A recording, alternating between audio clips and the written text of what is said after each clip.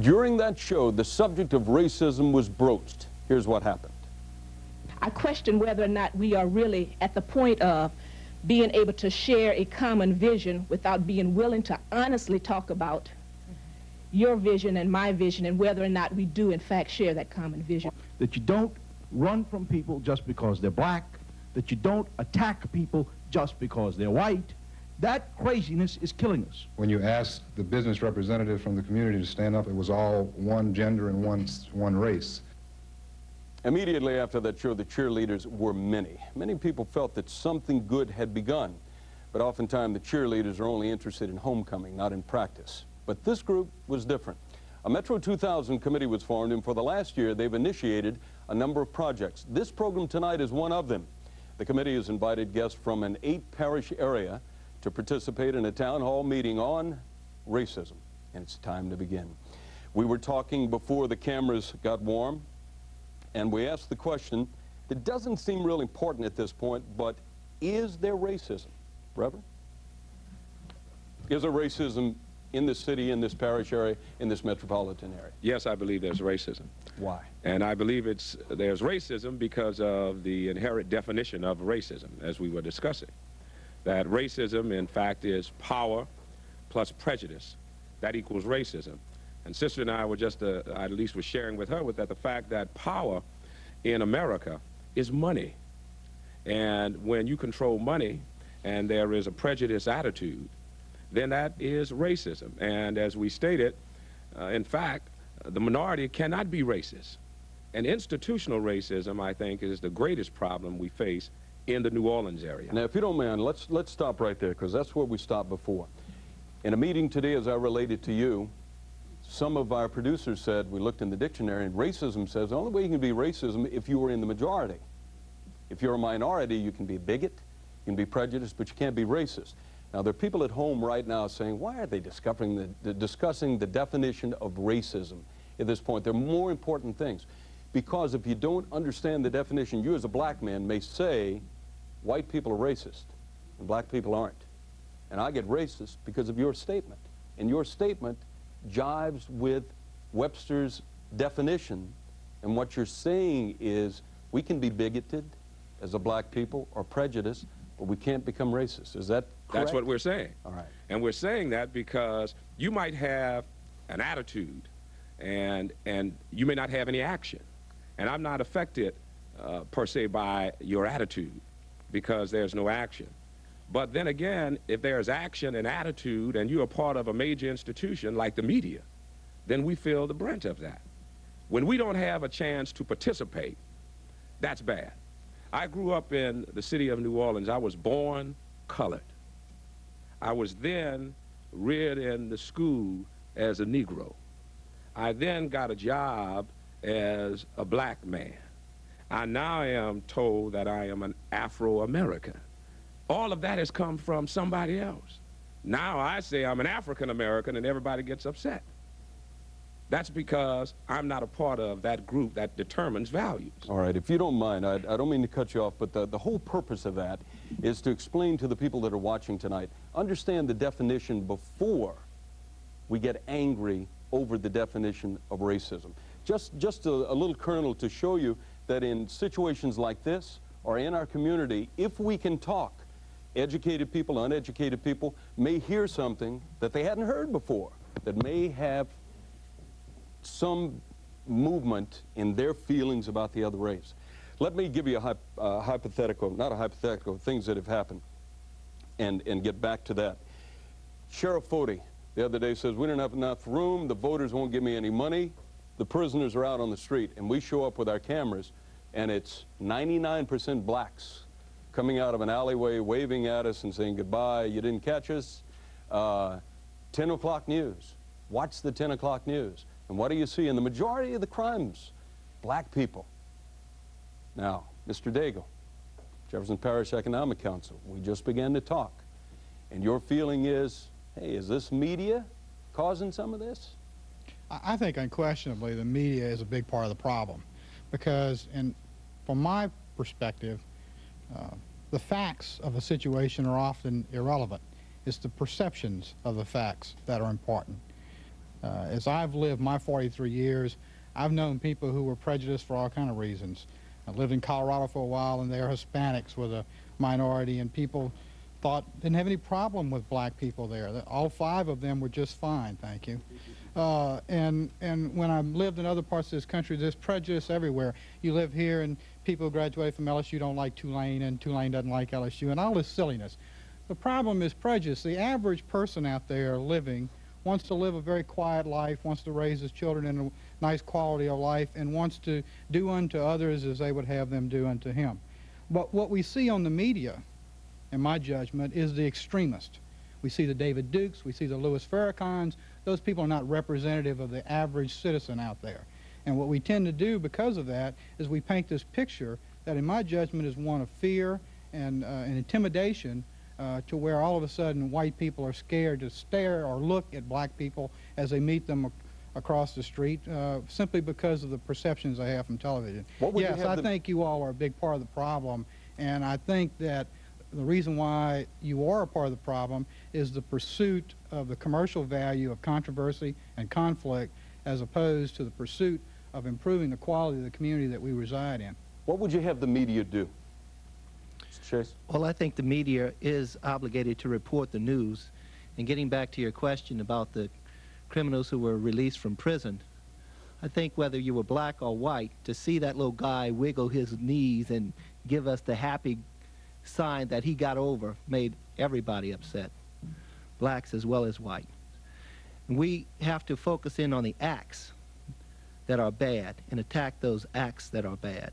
I think what both of you gentlemen are saying, and correct me if I'm wrong, is the media keeps showing you the ends of the spectrum, the extremists, and we're not giving word to the moderates. And if we gave more word to the moderates, the guy that passed the black man, the white man that passed the black man on the street might not be inclined to go to the other side of the street. That's correct.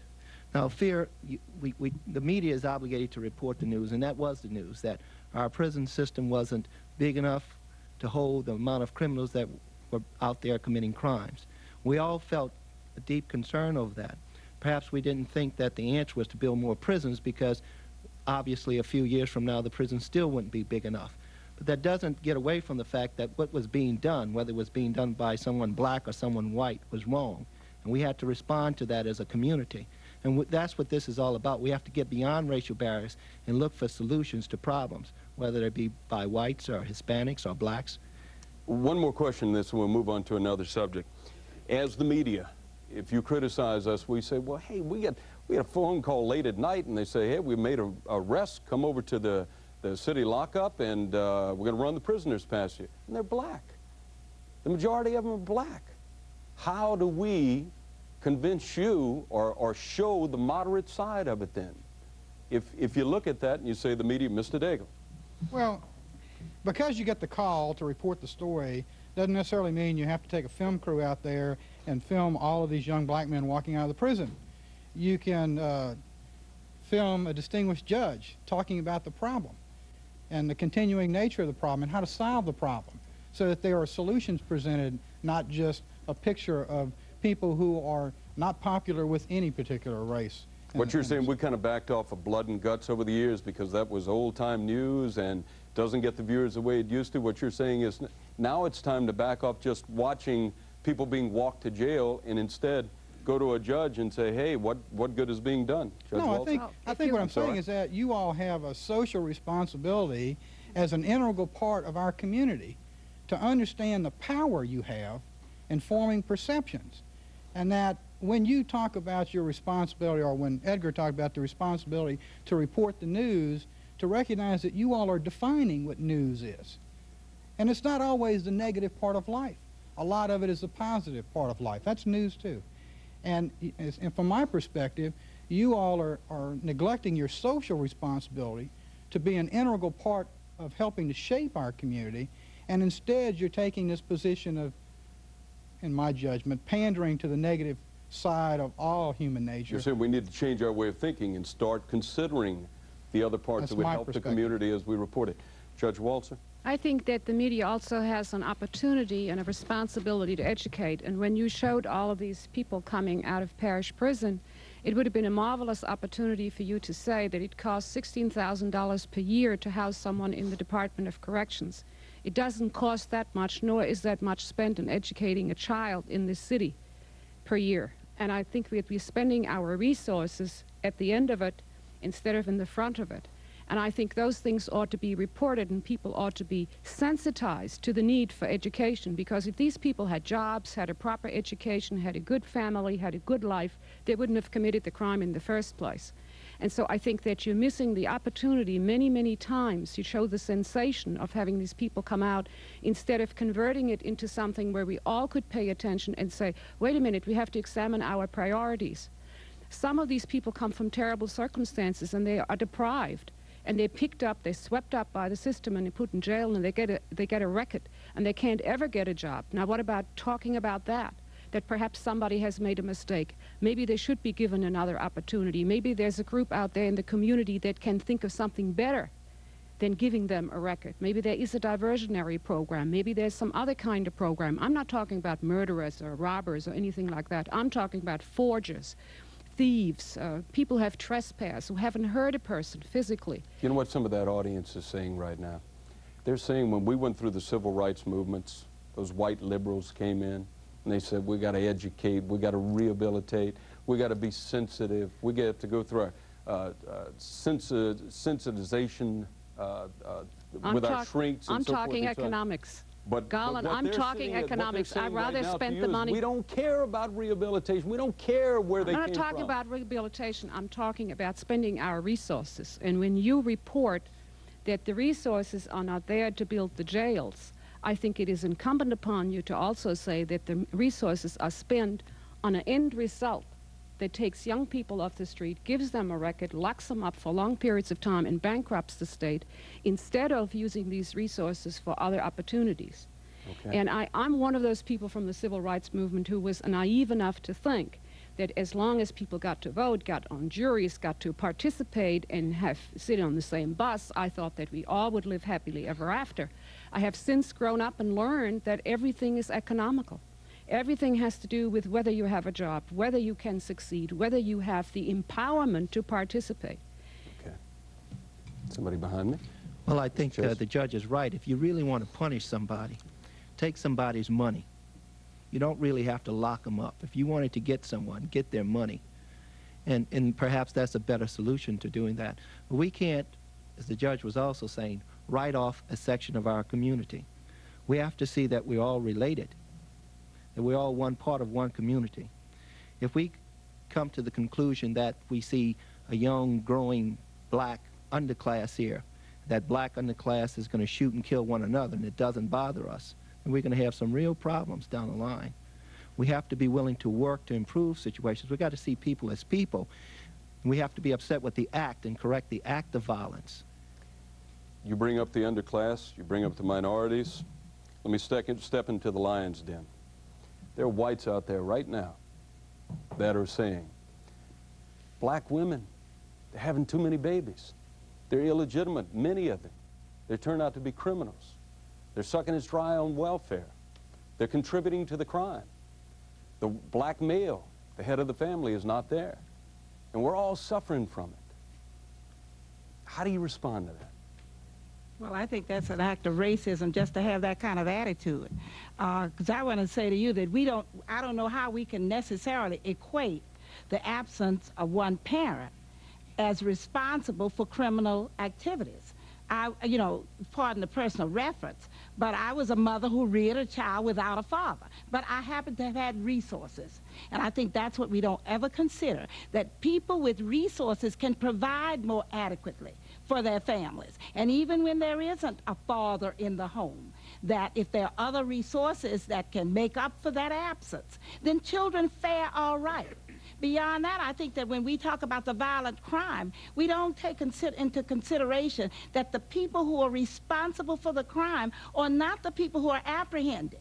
It is by design, I believe, that drugs are pumped into the minority communities, black, poor communities where this society is imposed upon them, as it has on all of us, that in order to be successful, you got to wear designers this, you got to have this kind of car, you got to have this kind of money to buy these kind of things, and so they want them the same as everybody else wants them.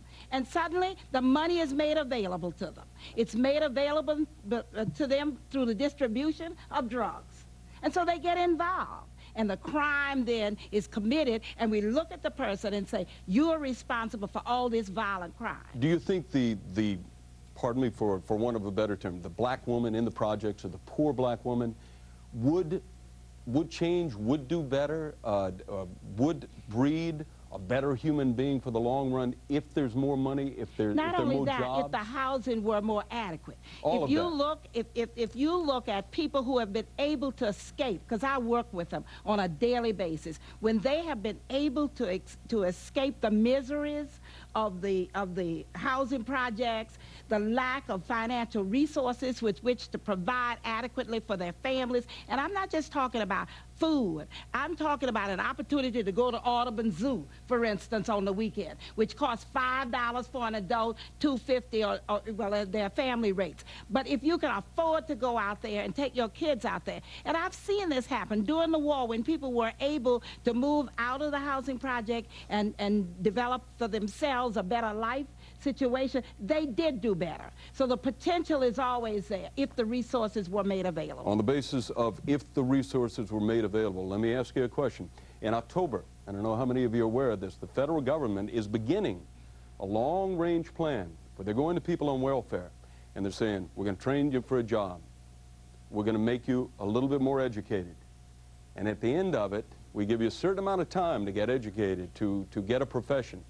And if you're not educated with a little bit of a profession at the end of it, we're taking you off of welfare. Are you for that? Let me tell you that. Are you for I that? have worked with the welfare rights groups. I have gone down to St. Mark's and worked with welfare mamas who are now preparing themselves for that.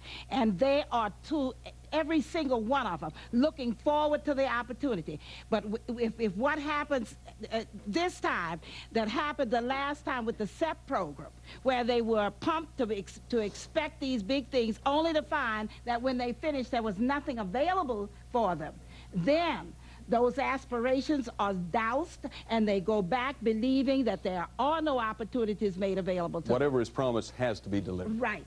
Okay. Well, when we talk about the teen mothers and the young people having babies, see, first, that's another myth. Young people always had babies as far as time can recall.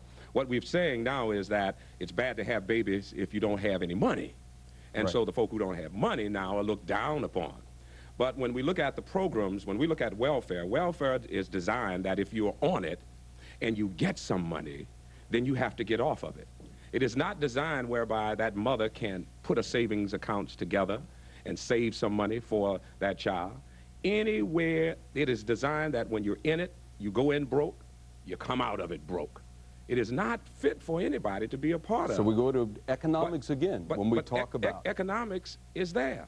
And we can't just gloss over it and say, well, anybody who's born in the projects, because I was born in the projects, and you come from a single parent. We have had 2- and 3-parent bonding where the grandmother and the auntie is there. There is an absence of the males. That's why, as Edgar said, you can't give me more jails because, as you said, when they called you and you went down, we don't want to beat a dead horse, but before you went down, you knew who was going to be on that screen because those are the same folk who are in our jails. But look at New Orleans. New Orleans in 1970 had 500,000 plus people. Of that group, 300,000 was white. By the year 1980, we had lost 74,000. Now between 1980 and 1990, we lost another 33,000. In the public schools in 1970, we had 33,000 white kids. In the public schools in 1980, we had 13,000. In the public schools in 1990, there are only 6,000 white kids. Why? They've moved away. We've got segregated housing. In this city, the Times-Picayune never supported a referendum for improved schools where these same kids who are coming out of the projects can get educated until this last time. But go back and check the record. Prior to that, when it was the majority white the Time-Picayune, it supported those types of referenda. All right, Reverend, excuse me, I'm going to move on to Father Dominic. I would like to address the racism, a wider problem than just black and white. There are the Spanish, the Chinese, the Vietnamese in this community. So if you want to address the whole problem, I think that we should focus on that. It seemed like for the past 15 minutes we just talk between black and white.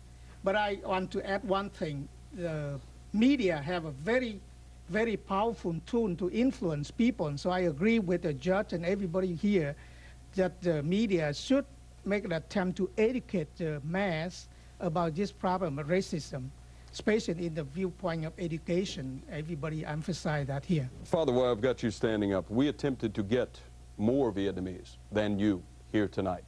And we don't know exactly what the reason was, but there was a feeling of fear. We have no idea what that fear was grounded in, whether being on television or fear of too volatile a subject. When we talk racism, you're right. We keep talking black and white because that's what we've been facing for so long.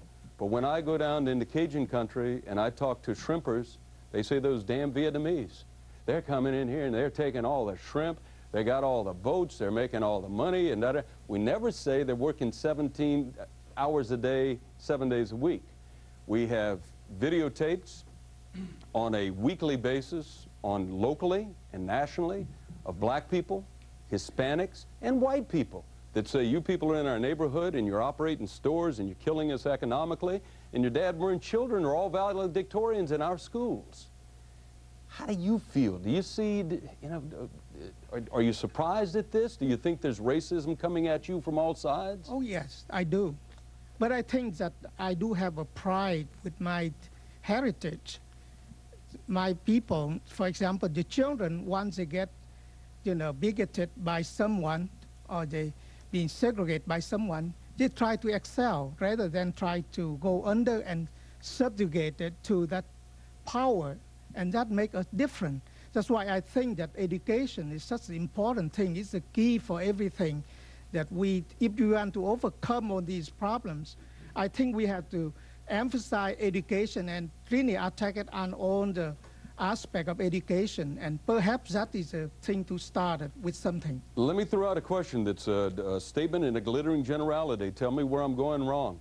Whites and blacks, we complain about these Vietnamese, and the complaint usually is that they're killing us economically because they're doing so well, or they're taking away our jobs, or black and whites, prejudice, and racist, when we shouldn't be? Should we be looking at them and saying, well, that's what this country used to be? Why are we all screaming about them working so hard? Why, instead of complaining about them, why aren't we competing with them? Right? Wrong? Garland, I would like to add one more point to this, that I'm living with mostly Vietnamese and black in New Orleans East. And, I feel that they're very similar to us in the sense that, they suffer institutionalized racism, definitely, just as we do. But what happened is this, that sometimes minority turn against minority and create another problem. When we first came to New Orleans East, some of the black thought that we get a lot of favor from the government. That's right, you hear it all the time. We were tax-free and everything, and some of the housing divisions that evicted the black and make room for the Vietnamese, and this sort of thing all proved wrong. And I think that those rumors spread out so fast. Let me say one thing. Just another day, not too long ago, I just have about 5 Vietnamese visited St. Anne, that's on St. Bernard Street there, on St. Anne's Shrine there. And I came back, and the pastor, they called me up and say that, are the Vietnamese going to move in this area? I say, no, I just happened to go and visit the Shrine of St. Anne. And that kind of things are going on. Mm-hmm. Johnny Jackson, I see you shaking your head. Father, while you were talking and you said minorities are turning against minorities, Johnny Jackson, you were sitting there shaking your head. That's right. What can we do? We all agree with that. We all hear it over and over. What can we do? First of all, I think we have to really accept that racism is prevalent in our community. We tend to focus on, and as we've discussed about where guys in prison and the violence, But see, there's another kind of violence that's occurring here in this city that we don't really take responsibility for. We tell our kids to go to school, get an education, and you're going to get a job. But look at the unemployment in the black community. Look at the unemployment among youth. These are not young people who have records, who wiggled or did whatever they did. They pursued educational pursuits. Look at what the legislature says to predominantly public school students in the name of higher standards, that we're going to make public school children, which majority are 90% blacks, to have a competency-based test to say you can read and write, but yet and still, if you've got a kid in private and parochial schools, which are in the reverse, you don't have to be exposed to that. I suggest to you, look at the business communities. You know, I congratulate Pat Taylor, but Pat Taylor is just one example of what this whole community ought to be about, but that's not happening. Look at the applications for housing in this community here. Look at, you know, people talk about Section 8, and, you know, as a councilman, I ain't got a lot of heat about it. But look at the demand for housing in this city. Look how we develop the riverfront, and we develop, and we can bring all of these resources together, quote, to maintain the status quo, but for the outlying communities, as I've said, we've had historic preservation of the involuntary kind, where the conditions and the plight of public housing. Now, you say, what can we do? I think the first thing you do is to admit, and you can be sensitive about it, and everybody has to be sensitive, that we do have a serious problem. Two, we got to admit that we have to provide some resources. It is not resources to squander, to throw away, but we can't have prosperity in one part of our city and continual urban decay in the other one.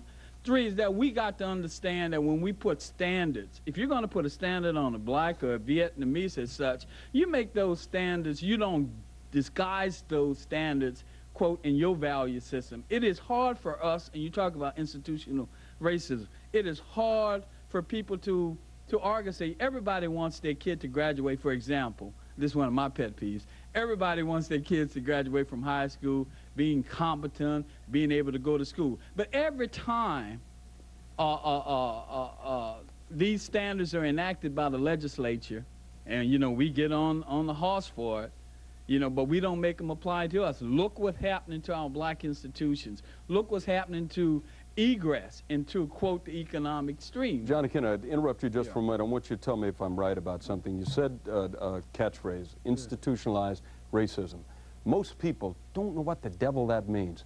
Okay, I spoke to, as I told you earlier, a Dillard professor last week, and I said, what is this? And he said, well, a good example is, from his point of view, some black people in the black society don't maintain eye contact during a job interview. I think, let me just say, I think the problem was with that interviewer himself, as opposed to... But what I'm trying to do, you may disagree with that, but you're saying institutionalized racism, we don't know what that is. I'm trying to get a handle on something that a white man does that he's not aware of, and a black man does that he's not aware of, that both of them may be put off by. Well, let me just say, to me, I think the problem is much greater than I'm being able to look you in the eye. And well, I don't mean that. And I know you didn't mean that, but I'm trying to explain something that everybody can understand. Well, maybe we can do it by examples is better than definitions. I mean, you know, the fact of the disparity of unemployment in the city, the disparity of who in fact controls the economic streams, the disparity in access to public education, the fact that when you look at our prison, you would think that nobody in the city commit crimes but blacks, the disparity in, you know, housing. I think all of that paints the picture of institutionalized prolong. You know, I don't want to get personally, you know, I don't want to get hung up in definitions. I think it is the effect. The reason I know we got to do that. The reason I say definition is I guarantee what you just said. Yeah. Everything that you related, there are white people out tonight sitting there and saying prisons, you talked about the institutions in this area, and they're saying, hey, we got a black mayor, we got a black police chief, we got a majority black city council. Where is that racism? Garland, well, I'd like to make a point before Johnny continues. We continue to dwell on the results and the definitions, but the only way we're going to solve racial barriers and racial misunderstandings are to look at the root cause. and people react. People are not born, in my estimation, with an essential belief that Johnny Jackson is inferior to me or this one's inferior to that one. They have to, people as groups and as individuals, have to demystify each other. They have to spend time together. They have to learn to respect each other. I understand from my upbringing that it took me longer to learn how to run a play than a black guy that was playing the same position as me in high school sometimes. I learned that the person I worked with was as dependable as me, and there might have been another guy I worked with me who wasn't. And it's a demystification. What we have is a racial Cold War where we really don't talk about it. The young man in the back said a real person shouldn't be uncomfortable talking about it. But we as a society have raised the stakes of discussing race so high and have made it such a sensitive issue that all we ever seem to dwell on is why nigger was written on a wall in a dormitory. And the fact that it was written means that there's racism on college campuses and black kids need to fear going on a college campus. Or Howard Beach means that, you know, a black guy gets killed running from a gang of whites and immediately New York is broad-brushed as racist. We have to deal with the causes. What made the person scribble the note on the wall? What made that individual do it? Not the group. What made the individual do it? What made the 20 black youths kill the white man on Rampart Street? You're talking communication and education. Communication, education, familiarity, and demystification. But let's deal with causes. Let's deal with being separate, having these predeterminations that a black is inferior or black is likely to commit crime. So I'm not going to hire him. I'm going to move out of the city. I'm going to stay the hell off of Canal Street. And then what happens is we occasionally get nibbles. We get a white guy seeing people being beaten up on Canal Street because they're white. We see people who have to suffer things. We see just as a black person, and I'll give you an example. I had two of my best friends from law school not finish, black people, not finish law school because they were so preoccupied with what was at the end of the road, with the lack of opportunity at the end of the road, they didn't get on the road. And what we have to do is get on the road. We have to understand and respect each other before we're ever going to really understand each other. All right, Nick, you've been standing a long time. Thank you, Garland. I have to disagree with something that Nick just said and maybe bring this back into a different point. I think there's a hot war going on, not a cold war, because I see as a native New Orleanian something insidious beginning to creep into what's happening in our community, and that is that somehow racism has become much more acceptable of late. There's a lot more overt talk about prejudice and about racism. Just pick up your radio and listen to the radio talk shows. It's become very acceptable today. Why do you think that's true? Well, I'd like to just throw it back to the media, but I don't think it's a simple answer. Somehow it's become gradually, and I really believe it's gradually become acceptable to say things that you believe, and they may be very racial. And I'm concerned about our community because I think for a long time, even if you held some certain thoughts, you didn't speak them publicly, but now it's become the thing to do. And no one seems to mind, and I'm certainly for freedom of the press, but I still believe in the theory about crying fire in a crowded theater. And it shocks me sometimes to listen to my radio in the car going back and forth from work and hearing the kinds of things that are allowed to come out on, and I'll have to say it, WWL radio, WSMB radio, WTIX radio. I'm not going to mention any specific people who have those shows. But I want to cry when I hear it because I've worked in this community since the early 1960s for what I believe was right and for civil rights, and there are numbers of people in this room and all over the community who've done the same. And I think we went through a time when there was not overt racism and there was not this kind of public commentary allowed to exist without tremendous negative feeling about it and some effort made to put it. But what would you do? What would you do about that? I mean, do you tell the radio stations and the TV stations, just don't allow that anymore? Well, you don't want it. You want to be very careful of First Amendment rights, and that's a very difficult thing. I mean, well, perhaps advertisers. We talked before we went on the air tonight about advertisers and how they make media go round. Perhaps advertisers ought to be sensitive to the kinds of things that are happening on the shows that they're sponsoring. Perhaps we need to sensitize the advertisers in the business community, which gets back to economics again, about the kinds of things they're foisting in a community, which overall goes back to the economics that Judge Walser spoke about, because we should recognize that racism eventually is very bad for the economics in the community and hurts everyone equally across the board. You mentioned Judge Walter. I'd like to go back to you. A young black man sitting at home sees Ivan Boesky, one of the most powerful men ever to walk Wall Street, steal. He didn't accidentally take it. He stole tens of millions of dollars, and he's indicted.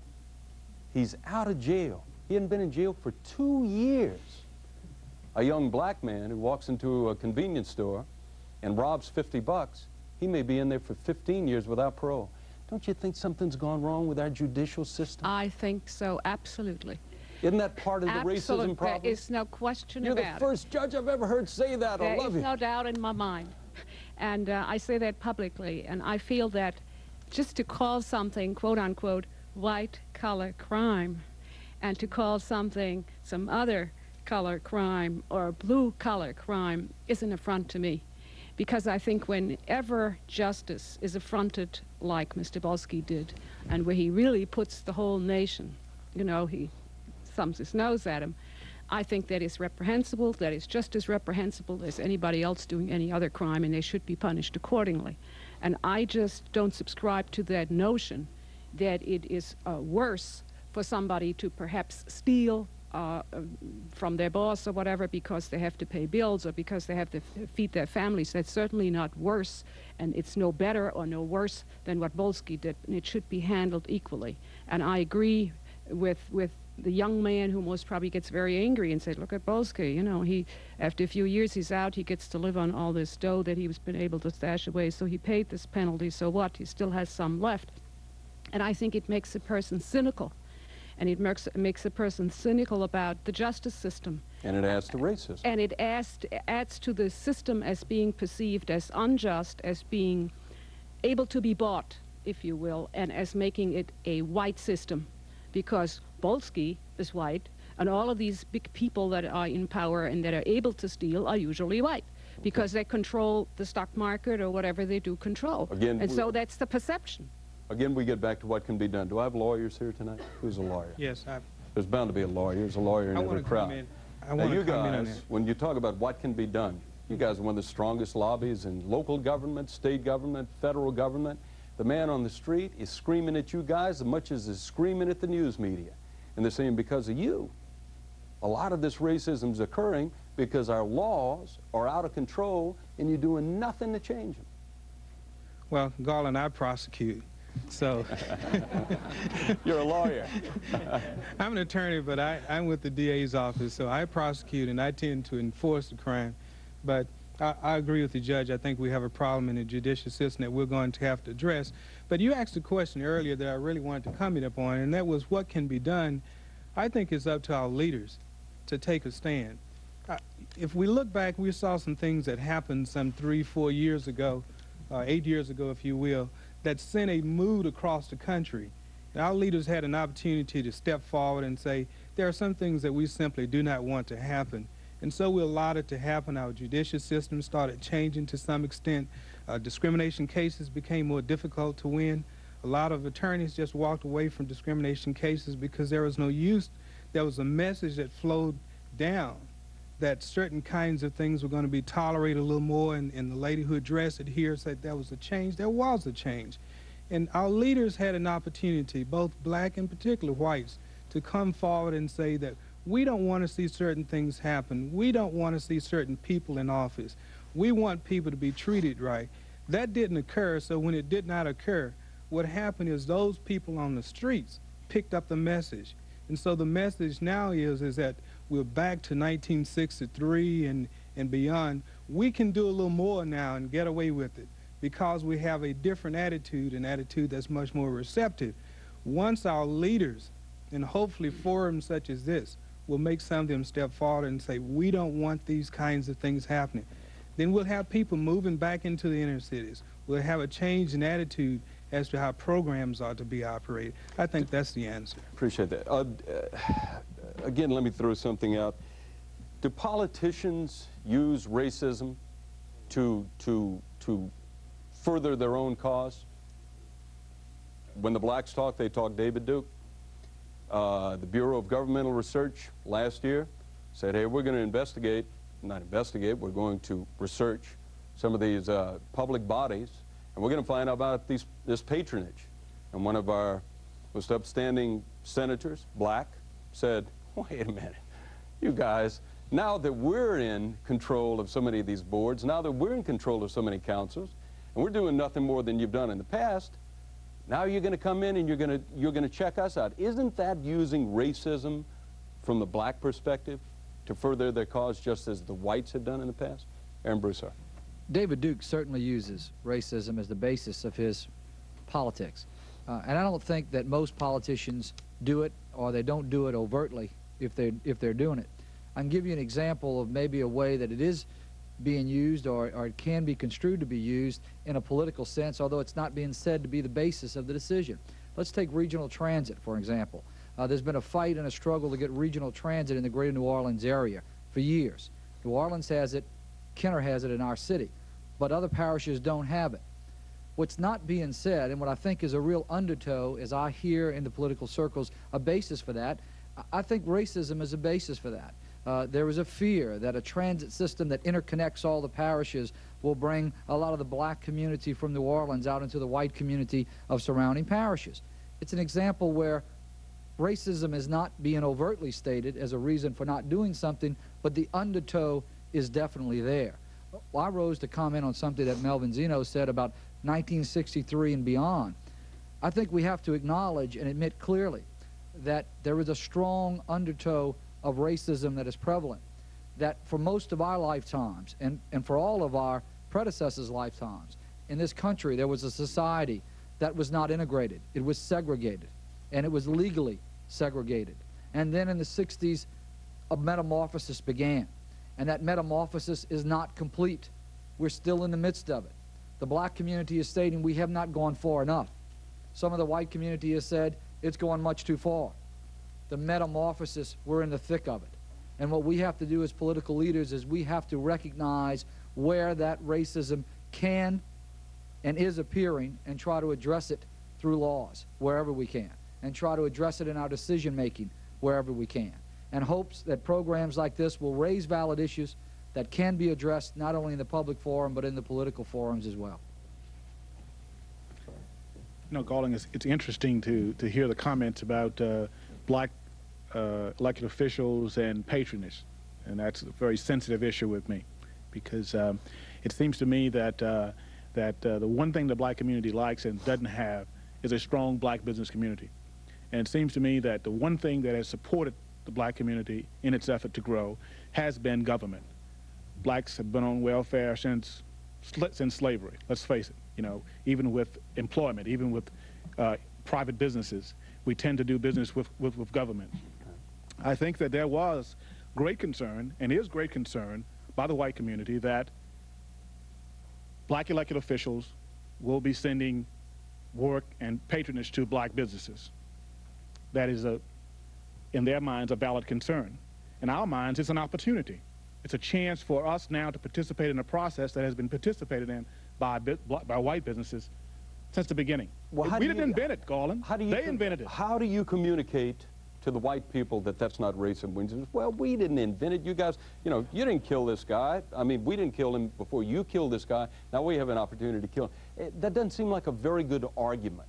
Shouldn't it be a thing of, we're going to get the jobs because we're going to be the best? Well, maybe the question... Vietnamese. We're going to work the hardest. We're going to get the best education. We're going to come in and be the best qualified and get the job. Why does it have to be patronage? But let me direct your attention to something. Never, not once, was a question asked, are they qualified?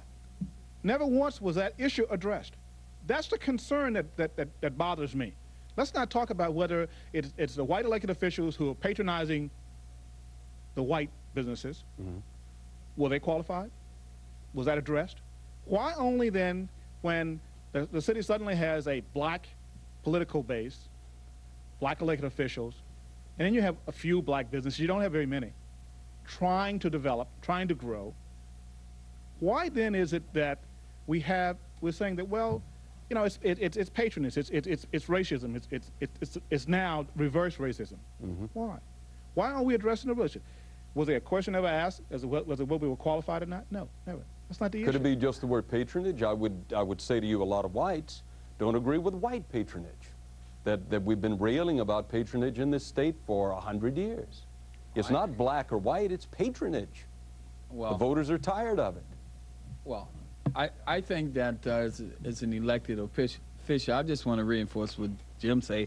It seems that the question, and I guess what we feel simply is that because we are black, and because we are elected officials, and because we not the opportunity to steal, not the I mean, you make the equation because we decide that if former mayors had the right to make an appointment, that if we made the same appointment and that person happened to be black, then what we're doing is substituting our desire to do, quote, negative things. I think, for example, as Jim said, nobody has ever asked whether or not the people were qualified. Nobody has asked, even us, and whether or not the people we recommend have, in fact, done things to this community that's been of productive nature. I feel, as one elected official, particularly for what we read in the Picayune, that it appears to be, maybe we're being oversensitive, but there appears to be an effort to undercut the integrity of, quote, black elected officials, not to suggest that there aren't black elected officials that have done wrong as well as they are white, but the general image is being painted to the black community. Well, the blacks are in control now. You have a black mayor, you have a black council, you have blacks on the appointed boards, and so therefore, you know, we must now begin to heighten our investigation or heighten our criticism of them because they have exercised their duly right. And that has nothing to do whether or not, in my opinion, whether or not people have paid attention to the... Now possibly if we were sitting in a room, one white guy, one black guy, and we were discussing this over a table and we were doing it because we said, hey, let's get rid of this racism, let's communicate, let's try to find an answer. Mayor Caruso, what would you do if a black man says to you, you white guys, for years, have had political patronage. We are becoming the majority power in a number of boards, and councils, and parishes. We want the same. Any problem with that? Not necessarily. I would tell him, first of all, that he was right, that for all those years when there was majority white rule, there was called white patronage. I would want to begin, though, from a different point of departure. I would want to ask what people call patronage. If it means giving a job to somebody just because he's your friend, that's wrong, whether the giver and the receiver are white or black.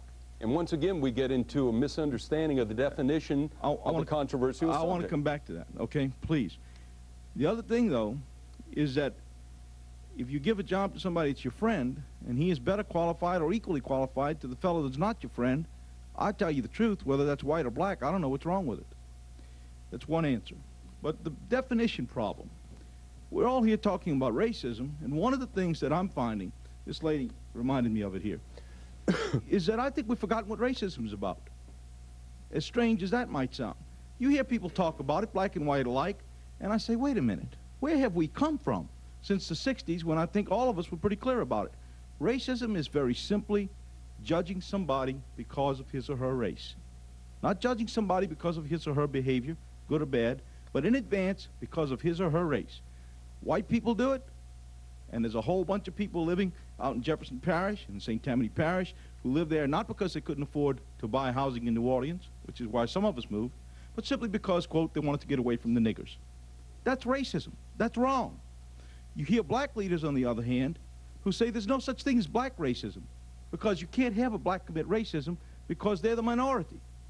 And you got to be in a majority to be racist. That's equal, I can't say the words on your television. I think you know what I wanted to say. That's absurd. It's got to stop, but it's got to stop on both sides. There's white racism, and it is rotten and it stinks. There's black racism, and it is rotten and it stinks. And until we get that straight, on both sides. We can forget all of these talks. One more last thing. We've got to have one more thing. It's some cross-sensitization. What do I mean by that? When white people are as concerned as black people were about the fact that an alleged murderer was then beat to death by the police, apparently, we're going to have some progress. And when black people are as concerned about the fact that he apparently killed the officer to begin with, as white people are, then we're going to have some progress. And not until then. Let me ask you a quick question on that same line, or ask all of you this question, and this may be absolute craziness. What you mentioned, Hawk being shot by Adolph Archie. Adolph Archie, I'm sorry, I can't ever get the names imposed correctly. The very fact that we saw black policemen crying. Yes. We had a black mayor and a black police chief that said, hey, we're checking into this, and they didn't once say this is racism. That's progress.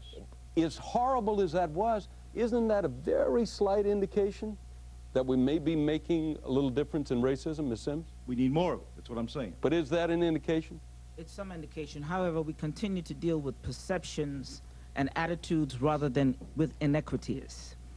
And when we talk in terms of different cultures, we look at cultures that have come, such as the Vietnamese, with different values. They came because they were escaping a problem. We came because we were forced. So you're dealing with people who were oppressed in view of people who decided to come. That is a difference.